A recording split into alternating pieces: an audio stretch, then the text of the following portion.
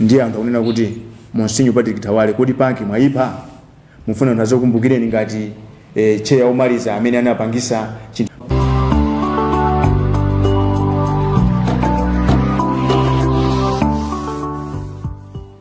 Ndisanapite ku chikalata chimene ndabweretsa lero monga mwa mmene zimachitikira bungwe la CDEDI ndi bungwe la Malawi ndi nthawi zonse Amalawi akamva kapena akaona kunena kuti bungwe lanu la CDEDI chali ndi press briefing amanditumizira mauthenga.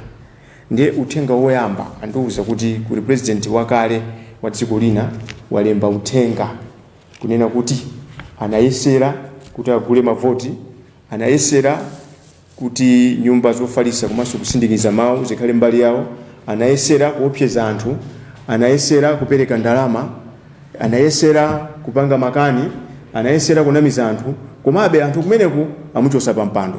Imeneyo ndiye democracy. Ndibwereze anachita anthu kundiwuza kuti uthenga uwu mukauwerenge ndi wautali chifukwa cha nthawi sindiwerenga wonse koma ndi ngowombera mkota kuti president wina waluza chisankho ndiye wavomera mmene amayankhula mosazika amanena kuti anayesera kuti agule mavoti, anayesera kuti asokoneze chisankho, anayesera kupereka ndalama, anayesera kutenga nyumba zonse zofalisa komanso kusindikiza nkhani kuti zikhale mbali yake koma sizinathandize kanthu. Ndikunena pano mkulu ameneyo wachoka pa mpando ndipo wavomereza. Ndiye amanena kuti umene ndi uthenga ukupita kwa andale onse, sindikutchula munthu koma tunena kuti andale onse Malawi muno atenge uthenga umenewo. Uthenga wachiwiri ndionena kuti anthu akudandaula amandiwuza kuti kalata imene analemba mabishop pastorate ananena mo chinthu chimodzi mwina Malawi tayiwala ndikumbuseni. Amanena kuti zikudabwisa kuti khala ngati kuti kuli munthu wina amene amapanga ziganizo osati msogolo wa zikuno totala zasiyakwera. Ndiye izi zikuonekera posachedwa pompa totala zasiyakwera anadandaula kuti sitingakhale mdziko loti anthu aziyenda ndi zikwachi kumatema anthu osalakwa.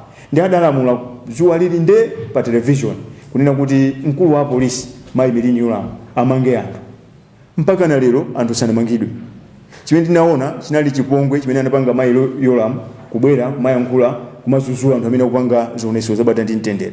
Ndiye mafuna ndifunse kuti kodi achakwera mphamvu zolamulira zikukhala ngati kodi zachepa kapena chikuchitika ndi chani kapena anthu akuwaderera. Chifukwa mpaka na pano Mayi Melini Yoram sanamange munthu. Zikudabwisa kunena kuti mphamvu zonyozera chiganizo cha president azitenga kuti Mayi Melini Yoram musatipangise kuti tibwereza pangizo onesero kumeneko.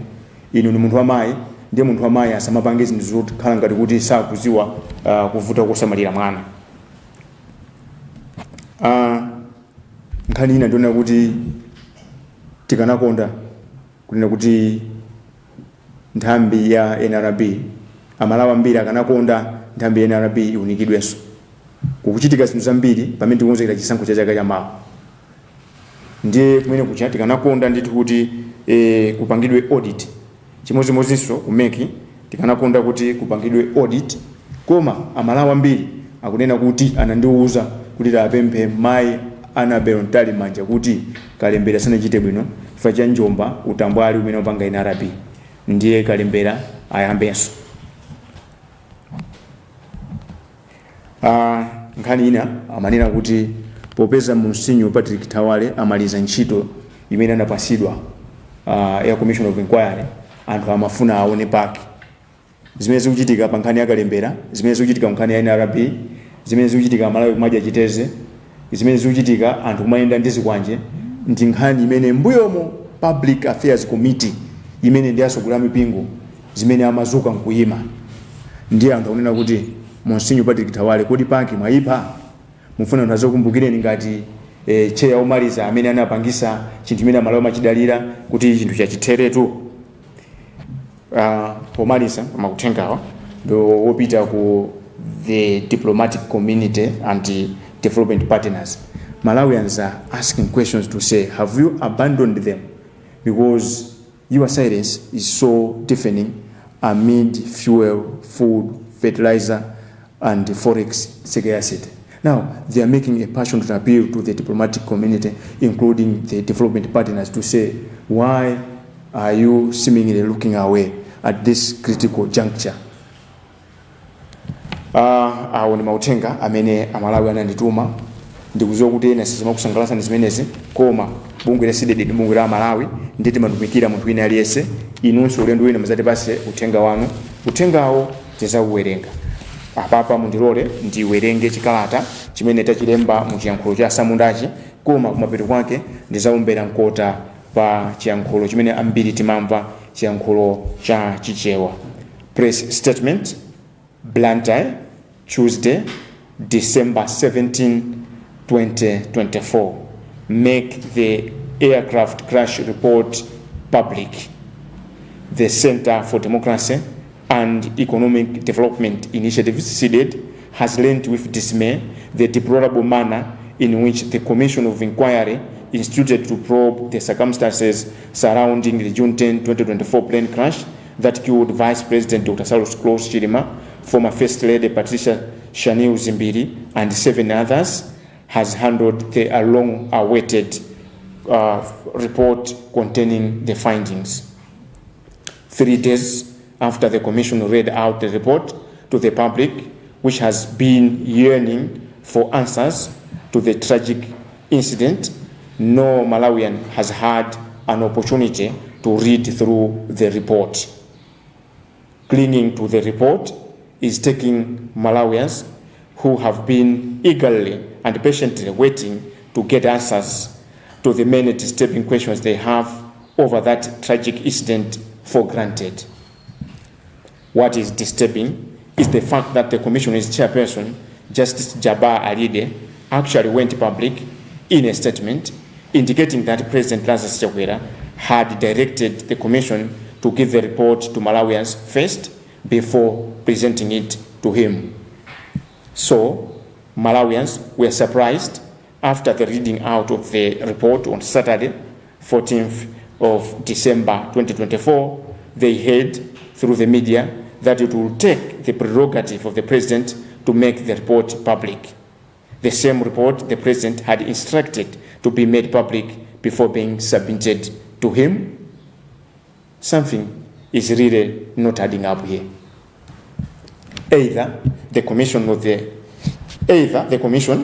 the President himself is playing games, careless games for that matter. It is either the Commission lied to Malawians that President Chakwera made such a directive, or the Commission is clandestinely buying time to further doctor this report, which many, including us, have branded it as a sham, a waste of resources and time.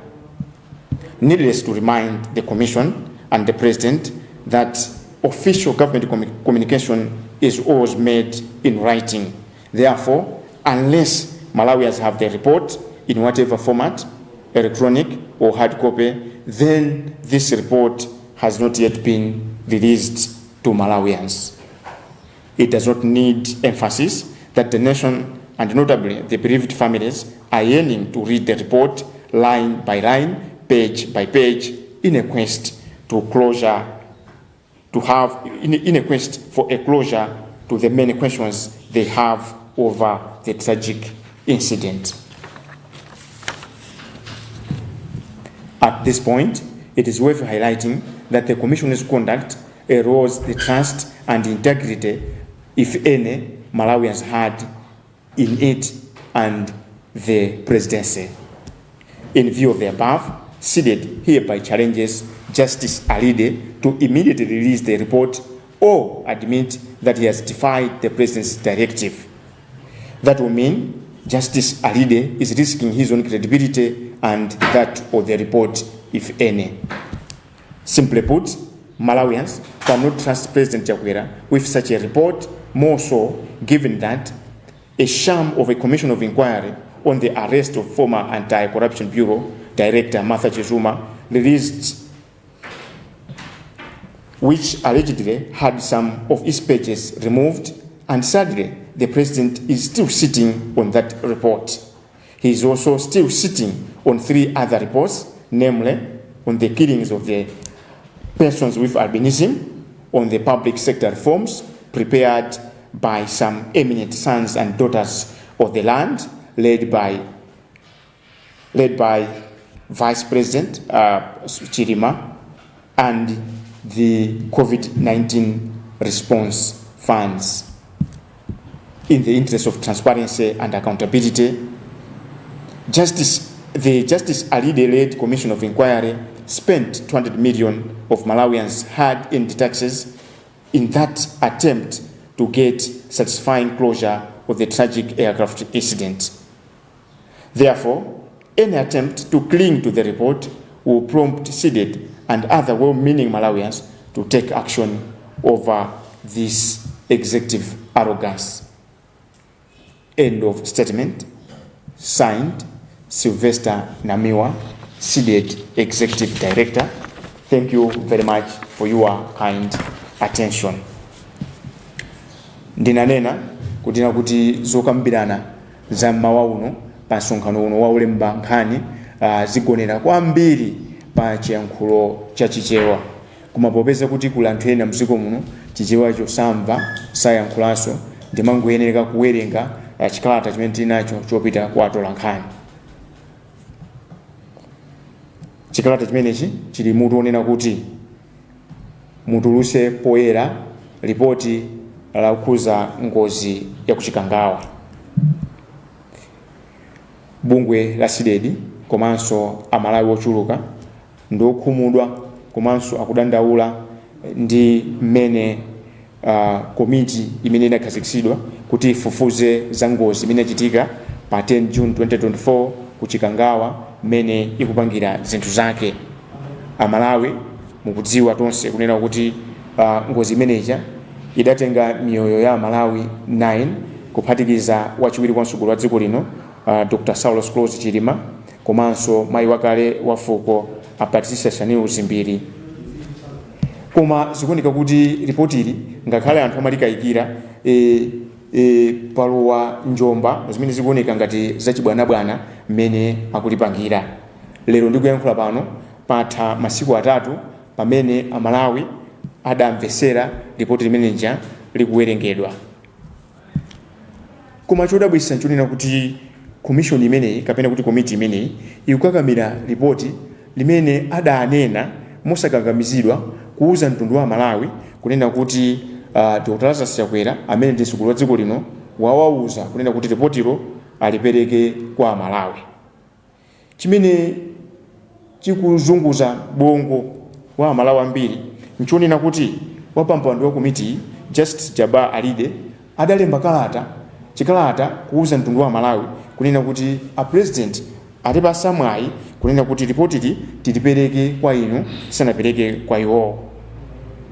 Koma amalawi atamvesera ndi cheru mmene amawerengera ripoti ili pa sabata pa 14 December 2024 kumapeto anazizimuka kumva omwewa apa mpandowa Ajaba Alide akunena kuuza mtundu wa Malawi kunena kuti ripotilo libwera poyera pokhapokha mtsogoleri wa dziko lino Dr. Lazarus Chakwera atasankha kutero.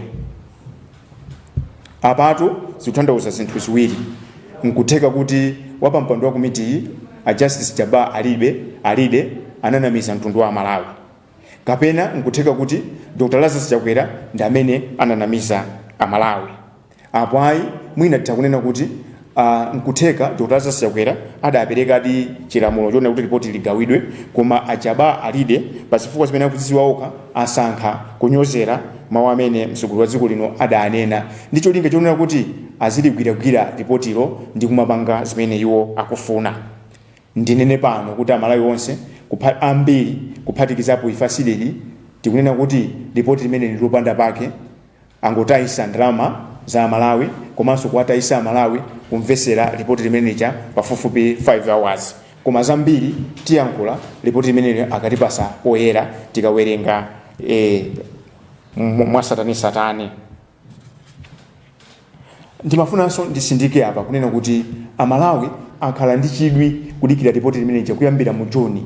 Makamaka amene akudikira ndi chidwi kwambiri ndi mabanja okhuzidwa ndi ngozi imeneja, amene akanakonda akanawerenga nzere ndi nzere komanso chiganizo ndi chiganizo komanso ndime ndi ndime kuti aone kuti kodi ripoti imeneja muli chani, ngakhale tanena kuti ndilopanda pache.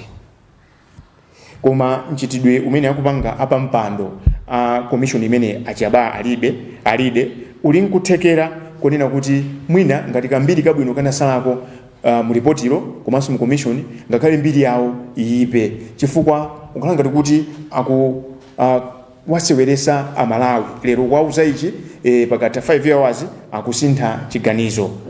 Izitu zingosonkezera misonzi mkwiyo komanso yasusula zilonda zimene Amalawi ali nazo kuteroko tsiku limene pa 14 December 2024 linaliso siku la misonzi ngati siku lomwe lija limene ndege ija idasowa pa 10 June 2024.